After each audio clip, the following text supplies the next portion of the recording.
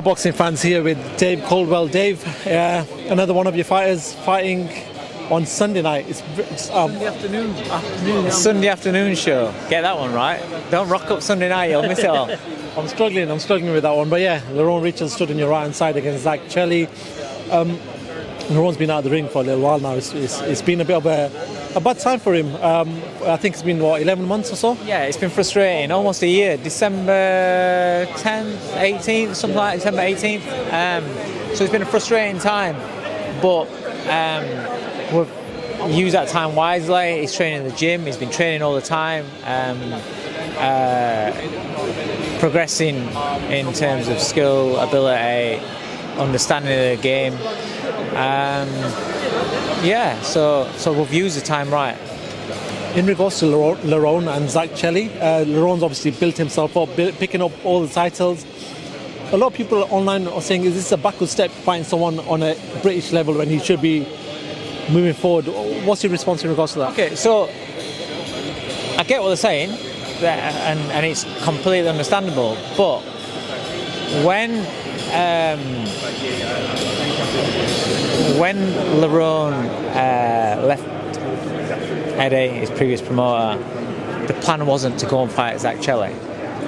It's just that with the long layoff and everything, and then to come back with a fight, you win a fight. Every fighter, I think Anthony Yarde came back with a fight against somebody the other night. When you've had a layoff or whatever, and you've got a fight coming up in front of you, you're looking at bigger fights in front of you. Usually you're fighting some, no disrespect, some Eastern European, some Russian, some international, somebody that fans haven't heard of, in a little 8 or 10 rounds to come back with. We had a choice of 5 weeks notice. We had a choice of either waiting for an opportunity to get onto a show where he's fighting some said type of opponent, or do you want to fight Zak Chelli? Well, Zak Chelli's known. All the fans know him. He's exciting. He can punch. He's one of Sky's future stars. So it made more sense. Rather than fighting a steady opponent that nobody's going to give him any credit for, it's not going to mean anything. People aren't going to be tuning in to watch. People are tuning in to watch this because Zak can punch. They've been very vociferous about this fight in the build-up. So there's intrigue, there's interest there, there's an interest. And also for Lerrone as well, he's excited about it. Where's Lerrone in regards to promotional outfit? Is it free agent? As far as I know, I don't manage him, so I've just had to sit there and wait and see what's happening, and just train him. But as far as my understanding is, this is just a one fight. We're fighting Zak Chelli, that's it. Interestingly, as a trainer though, you do want to see him progress after this fight, providing everything goes well on Sunday afternoon. How quick do you want him out next time? I just want him active. He's had a shit year. I just want him active. Sometimes in boxers' careers, you look at Bernard Hopkins, you look at Andre Ward, you look at, there's been a lot of fighters where they lose time through out of the ring shit, but they're in the gym all the time and they still train all the time. That's what he's been doing, and I can't stress how professional he's been in terms of still coming in and training alongside the other lads every day and still working to improve himself. And like I said, letting the people that look after the business side and the steps forward or whatever, letting them get on with it while he focuses on what he can control. He can only control what he does in the gym, and he's done that. He doesn't drink, he doesn't do anything like that, so he's kept himself healthy. Obviously, it gets to a point where there's no sign of any fights. You don't have him walking around the weight. That doesn't happen. But he's ability-wise and training-wise and discipline-wise and everything has been fantastic. He's been in shape. He's not been around his weight, so he's in a good spot. He's in a very good spot. Do you want to talk about this weekend in regards to boxing in the UK? We've got 4 shows in 3 days, which is good. My question here is it time for now the promoters to make sure that there's value on each card, because they're competing on the same night? Saturday night there's 2 fights. But is it not a promoter's job to put value on each card regardless if there's a competition on the same night or not? Yeah. Because people, if you want people to tune in and if you want people to buy a ticket, then it's kind of like got to be something worthwhile, you know. And the climate that we're in at the moment, people are struggling for money. This is, you know, it's coming up to December. You're coming up to Christmas, so people are skinned. So it's even harder to get people to spend the money. But let's talk about viewing figures. If you want viewing figures to be right, you've got to put on fights that are interesting. But it's also, you've got to progress your fighters at the same time. If the prospects, progress them at the same time, because if you take that step too big because you need a superstar quick, then you can rush them and they can get beat. And it's not because they weren't good enough, it's because they weren't ready. And sometimes in boxing that's what happens, because they're searching for a big star quickly to fill a void, but they're not building the kids coming through. When you've got a big star, still spend the emphasis on building what's coming through while you've got that big star carrying them. That's what happened all the time. You know, on the back of your Bens, your Eubanks, your Calzaghes, all Prince Nassim's, all them lot. There was always the others are being built steadily. So then when they go, there's a void that's filled straight away.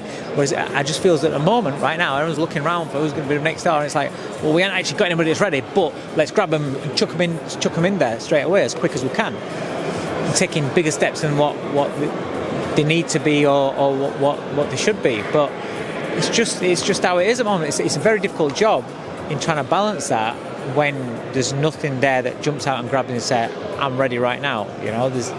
Because you can have somebody that's immensely talented and a fantastic fighter and ready to fight for big titles, but from a promoter's point of view, is if he's not marketable, or if he's not selling tickets, or if he's not pulling in viewing figures, then they're like, well, it's all right, we're going to invest this money into getting these big fights, but where's our return? So from a promoter's point of view, it's difficult business.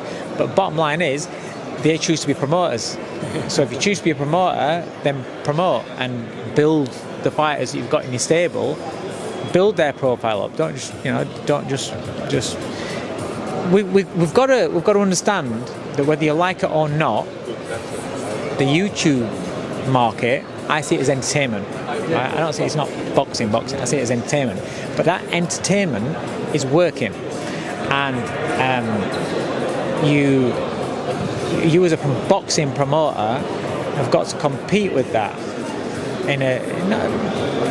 Boxing's different. It's a sport in itself, but you've got to kind of like put the work in yourself to actually promote shows and promote events. And the more of them that do that, the better it'll be.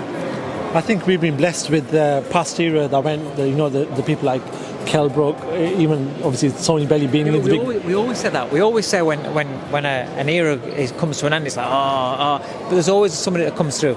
There's always somebody that comes through. This is boxing, and fighters are going to fight, and there's plenty of good fighters out there. There are plenty of personalities out there.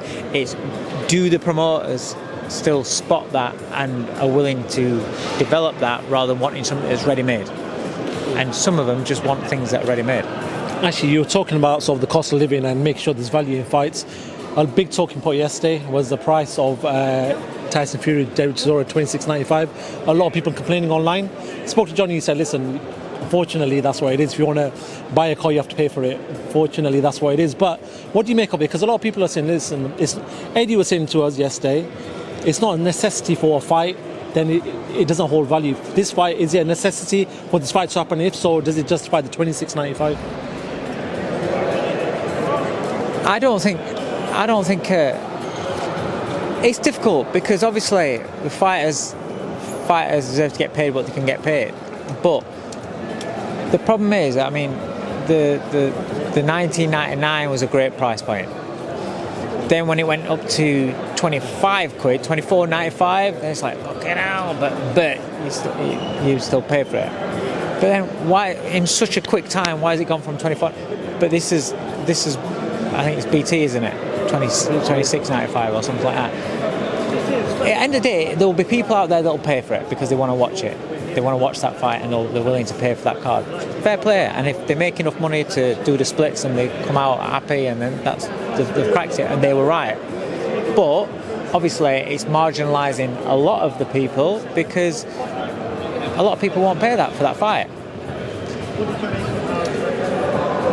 It's nothing to do with people. I'm in a difficult position because people just say, "Oh, you only say that because it's BT. You only say that because..." No, I think was Joyce Dubois pay-per-view or what was the last pay-per-view on BT? I pay for all. I'll be honest with you.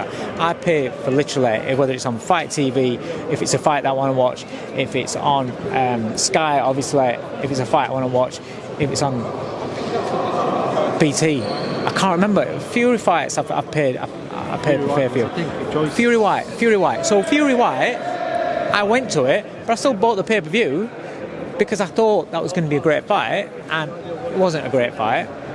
But it was a good performance, but it wasn't a great fight. But I thought that was going to be a great fight. So even though I went to the fight, I paid for the pay-per-view because I thought it was worth it to me. There was only that one fight and the Nick Ball versus Isaac Lowe fight that were interested in. I didn't know anybody else on the undercard who was on it or weren't interested in the undercard. So basically, I paid $26.95 for those two fights, and I was there. But I wanted to see it on TV as well. So I will, but it's not because it's BT, it's not because it's whatever. If it's worth it for me to buy, I'll buy it. There's some pay-per-views on Sky that I've not bought. I thought it depends. You're a fan. I'm a fan, and if it's worth it to you, you'll pay for it. If it's not, you won't. For me, Fury versus Chisora, it's not worth $26.95. Fair enough. I do quickly want to move on and ask you about two fights before I let you go, because I know Lerrone's towards the end of his interviewing stage right now. He might be getting tired. First of all, got an announcement yesterday. Chris Eubank Jr. versus Liam Smith. Great fight.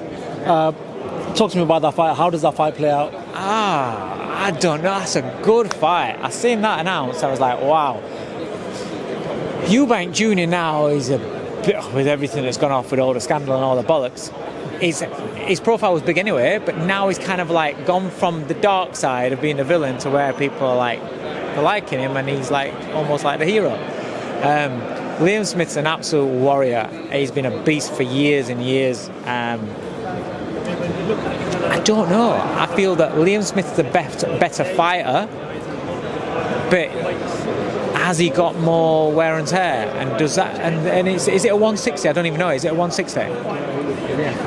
So, I mean, he's spent most of his time at 154, and you know, as you get older, you perhaps gives you a bit of a lease of life at 160. Does that make it better for him? Does he feel stronger? Does he feel better for it?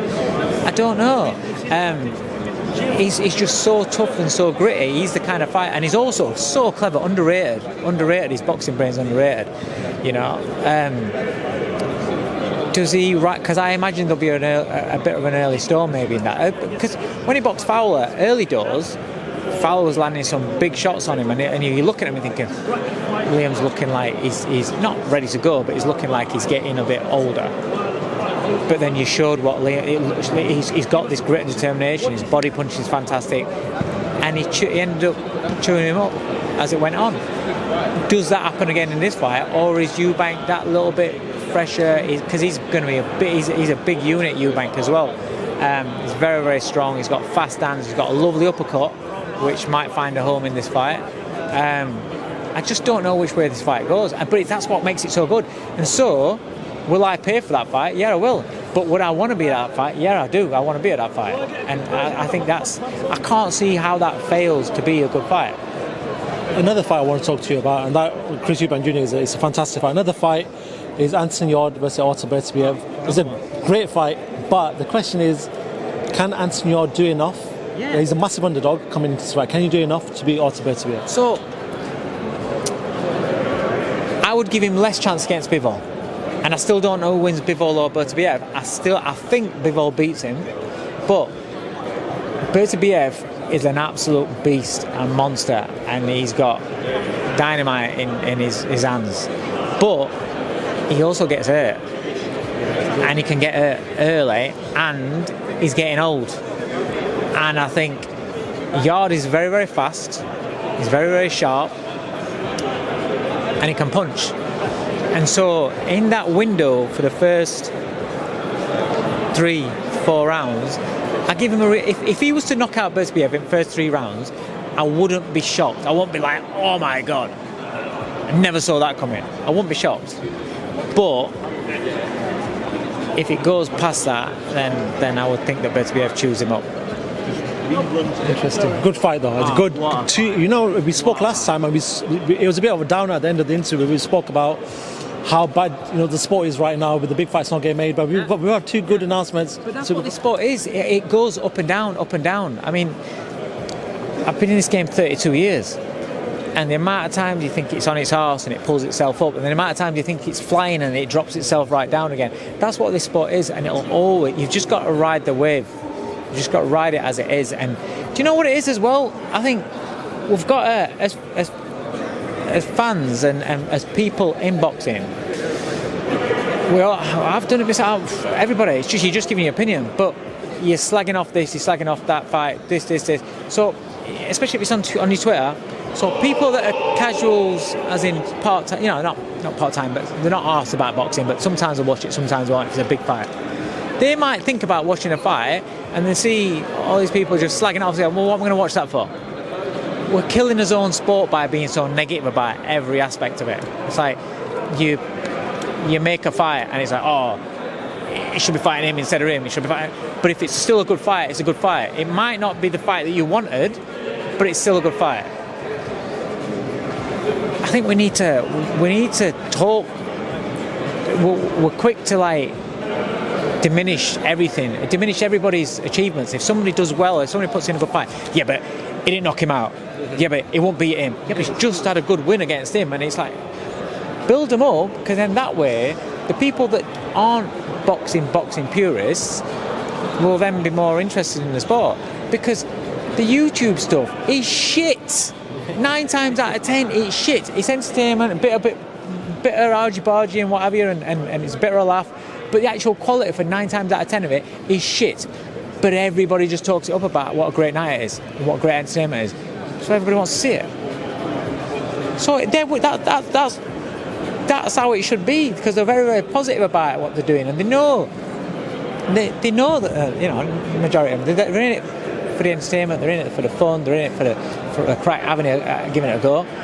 Boxing's a bit more serious, but we still play it down so much. Even we'd say the fans do that, but the promoters do that as well. I've heard. That's what I'm saying. Even us in the sport, even me, I've been guilty of it. But this last, you have to think about what's happening around you now, how the sport's going, and I just think to myself, do you know what? We're shooting ourselves in the foot, because we're so quick because we're competing. We need everybody to do well in the sport, because that'll lift the sport as a whole. We need DAZN to do well, Matchroom to do well, we need Box to do well and Sky to do well, we need Frank to do well and BT to do well. What's on with Channel 5? The more people that are watching boxing, the more things that have got positive things to look at or comment on in the sport, the bigger it's going to get, the better it's going to get. Dave, I appreciate your time as always. Good luck on Sunday afternoon with Lerrone, and no doubt I'll speak to you very soon at some other event. Take care. Thank you very much, man.